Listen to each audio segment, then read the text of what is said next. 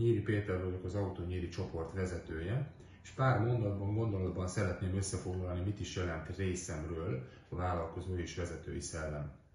Kezdeném azzal, hogy én nagyságrendileg 19-20 éves voltam, amikor megfogalmazódott bennem, hogy olyan 35 éves koromra szeretnék saját magamnak dolgozni. Nem alkalmazottként, hanem vállalkozóként a saját utamat járni.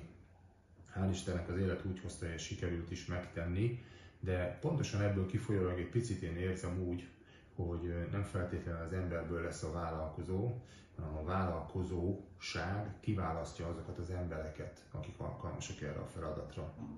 Lássuk, mi az az 5 pont, amit én úgy gondolok, hogy szükséges ahhoz, hogy az ember vállalkozó legyen. Tehát mi a vállalkozói szellem Nyíri Péter részéről.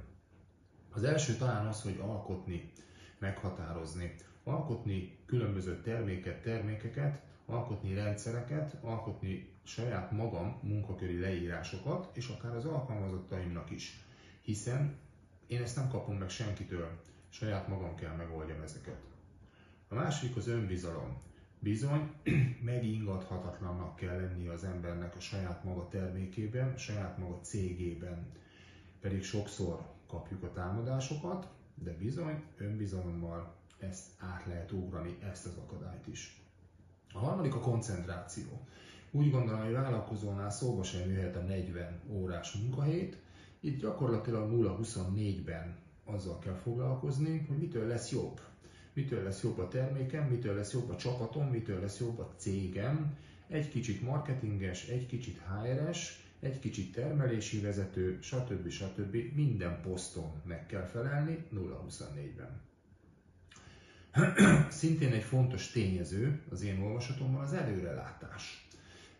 Nagyon régóta tudja a saját környezetem, hogy én nem a jelenben járok, körülbelül 4-5-6 gondolattal járok előrébb, akár mint a kollégáim, akár mint az ügyfeleim, vagy akár mint maga a termelési jelen. Mindig a jövőt építem, és igazándiból ebben hiszek, ez egy nagyon fontos tényező. És talán szintén nagyon fontos, hogy az egyik jelmondatom, hogy soha nem adom fel. Feladatból, problémából, megoldani való dologból mindig van, mindig lesz is, de hogyha az ember soha nem adja föl, akkor bizony hiszem, hogy a kitartó és céltudatos munkának mindig megvan az eredménye. Tehát összefoglalva ezt az 5 pontot, vallom és hiszem, hogy nem az emberből lesz a vállalkozó, hanem a vállalkozás megtalálja az embert.